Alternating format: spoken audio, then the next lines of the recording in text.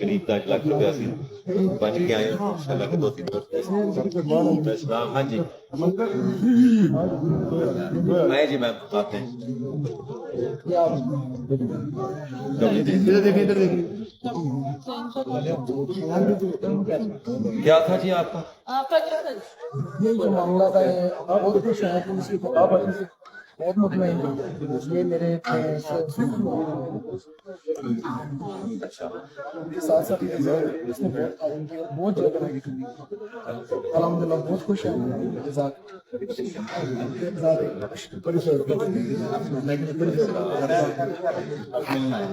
कोई नहीं जिला कसूर से किसी और को मिलने आए हैं यहाँ पे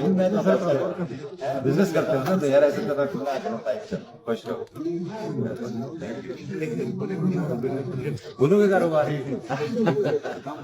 ठीक हो गया बस जी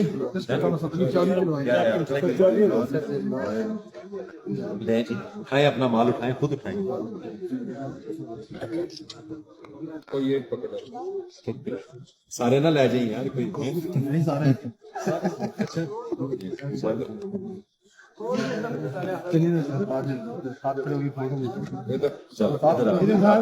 इधर आए मैडम मैडम की करकसगी है माशाल्लाह।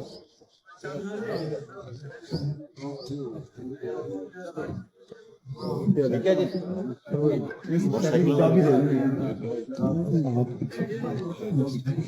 मोटरसाइकिल किधर है दूसरी चाबी तेरी चले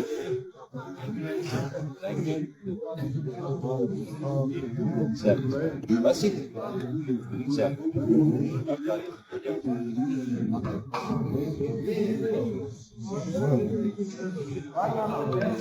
पीछे गिरे डालो देखो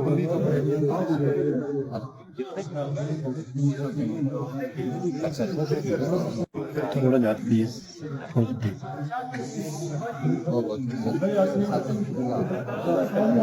हाँ जी आए जी और क्या होता था ये बुलाओ पटिसा बुलाओ बरकत वाले काम करे करो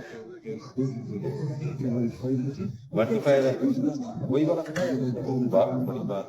चलो आ जाए आगे आगे ये तारिक खान आ गए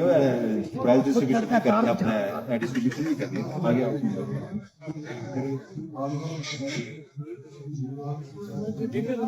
आए जी डीएसपी हेडक्वार्टर साहब आगे आएंगे